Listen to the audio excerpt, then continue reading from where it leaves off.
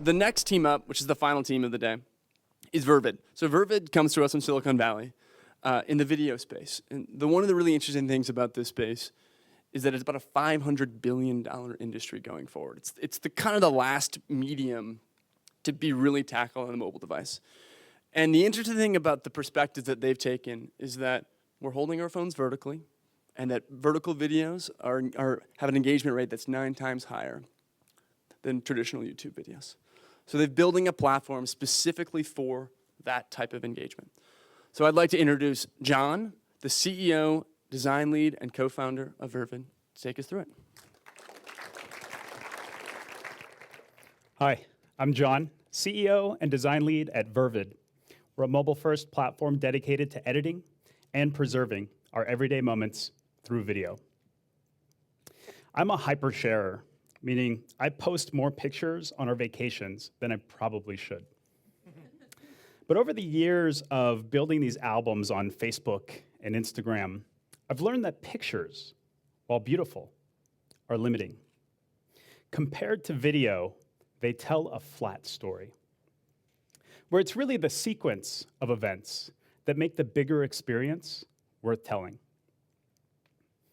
When we started this project back in mid-2014, we asked every friend we knew to open their camera rolls and show us what was inside. We thought we'd see just an endless collection of pictures, but what we saw surprised us. We saw a mixture of both pictures and videos. And the videos, for the most part, were shot vertically. Why? Because, as Jordan mentioned, we hold our phones that way 94% of the time. So why do we share more pictures than videos if we're actually taking a lot of both? It's not that video inherently sucks. It's that it's difficult to edit, especially on these tiny machines. So our photos get filtered and shared, and our videos, not so much. But what if creating a video was as easy as taking pictures? That was our benchmark. So we set out immediately to solve 2 aspects of this problem. First, how do we get more people to start editing their videos? Second, how do we build discovery and a social feedback loop that works really well with all this great HD video content people are already shooting? Knowing that most of the video we tend to shoot nowadays is with our phones held vertically, we decided to focus on this aspect ratio, especially since no other platform caters to it specifically for both creation and discovery. So how do we get more people to become creators in the video space? It's by providing very simple yet really powerful editing tools that are all within thumb's reach. Now, editing a video becomes ergonomically as easy as texting. On the curation side, our goal was to create an experience that would allow our users to find the type of content that appeals to them most, and organize the content coming in from all over the world into categories. We just finished development of an experience called Explore that will be launching as an update in the App Store over the next few weeks. Nearly everyone has a smartphone these days, and nearly all of us are shooting casual video that ends up trapped on our devices. And this gigantic demographic is using YouTube to watch what's now become pro-level content. We're using Snapchat to fling, disposable moments to one another, and we're using Instagram to curate our world through photos. All of these platforms boast audiences in the millions, and Vervid fits perfectly into this category as the single platform dedicated to editing and preserving all of these casual moments that are shot vertically, and we'd love to show it to you right now. So this is Vervid. I'm Jerome Olenoff from TechCrunch, and an app called Vervid launches today. It's the first platform for vertical video, and I'm here with its founder. I'll just show you just a sample video of something I shot 2 days ago, just hanging out with some friends. Got it. In Berkeley and Oakland. So tap to play. So I like that, it's the horizontal scroll rather than the normal stream that goes up infinitely. Yeah, to date, really, again, vertical video content has been considered a format for disposable messaging. You haven't really been prompted to take the time to create thoughtful content with cuts and edits and moving things around, speeding things up, slowing them down. Right. You've got 7 speed settings, so you can chop things up, trim little clips, move them left, move them right, duplicate them, slow them down, speed them up. All the things that you would normally be presented with on a horizontal, traditional platform. Bring things in from your camera roll. Oh, cool. Of course, so start to stitch together thoughtful stories Yeah. rather than just shooting something quickly and uploading it and throwing it to the wind, essentially. We realize, and we can all agree, that vertical video looks horrible on YouTube. Yes, it So rather than trying to correct for that behavior, we've embraced that and built a platform around it. You can see we've got live hashtags here, so I tagged my video San Francisco. Right. And so if I do that, then you see also the video I uploaded the other day, which is my trip over to Oakland. Right. So in the same vein, if you... And you guys are the first to do this. I mean, vertical video looks like crap in every other Right. app on every other site. Yeah, and we're taking the approach that there's no reason for that video to be low res necessarily if you're shooting it in high res. Right. On the same vein as YouTube, there's no sense in really restricting the You're not length. punishing people for not taking the extra second to switch over. Exactly, yeah. So we're giving them the freedom to shoot thoughtful content. Got it. Long format, as in up to 5 minutes. Cool. We're not downgrading it's that not like content 6 seconds, whatsoever. 10 seconds, Not at 15 all, seconds. and it's all publicly discoverable.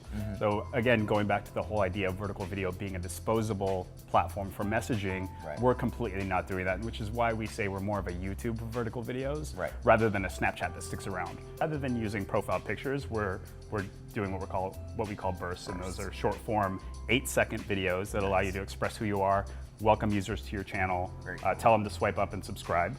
Right? So if this is my channel here, now I can play my burst over the video. That background video doesn't stop playing, but the sound does. Right. There's Yeah, so brands on let's it click doing over stuff. to Okay. let's click over to Marketplace here. Oh, okay. So I have a bag company, and so I've shot a little gear review of my bag. So just tap In to play vertical there. video, of course. Yeah, exactly. It's a very vertical bag. So this is an unboxing video, and if you notice, I swipe up now, and rather than there being a subscribe button, Right. we've developed customizable calls to action that allow brands to input direct links to their product. So if you click on Buy Now, that Right. goes directly to my store, and you Oh, can nice. purchase a bag, and that's something the brand can do on their own. Are you guys going to cut or? Well, so right now what we're doing is we're testing those tools out as a minimum Got it. viable product. In our vision right now, that will always be something free for brands to start embracing our platform and start to engage users in a peer-to-peer way that's speaking their language. Like when you think of vertical video, you don't really think of video games, but there are a lot of video games that have been developed in portrait mode. Ah. And so for the first time ever, you can experience a video game as though you owned it. Oh, wow. Right? Beautiful game. Might want to check it out before you buy it. So this Right. would be an opportunity to do a walkthrough in the palm of your hands. It looks Swipe like it would up. look. Yeah, exactly. my phone. And then go and get that game. That's smart, and this is Vervid, John from Vervid, and they are embracing your vertical videos. So don't worry about getting yelled at ever again. Thank you. Very early into our beta, we found our users becoming addicted to our editing tools, which was great to see. Walking into a room and seeing people verviding for the first time gave us goosebumps. And that's when we knew we created something with a true social network effect built in. With a micro community of individuals that were, encouraging one another through likes and comments and bringing their friends on board through word of mouth. We're confident that we can replicate this at scale by continuing to evolve Vervid with the way that people are actually using it. Today, we see people mostly using Vervid as this vlog-style journal of their day. And as developers, it's important then for us to ensure that that footage will still be there when the app's left idle for hours, or even days, or weeks, which was a challenge to get right, but we did it. Now with Vervid, users can shoot short clips in the morning, leave the app completely idle, totally shut it down, shut down their phone, bring it all back up again, and their footage will still be there. So it's all about, capturing footage throughout the day, going back at the end of the day, figuring out what stays, what goes, what needs to be edited, if anything, or just simply uploading it. And we're trying to make that experience as simple or as complex as the user wants. So one interesting thing is we saw people who previously identified as picture takers primarily now becoming amateur videographers, which was a very good sign.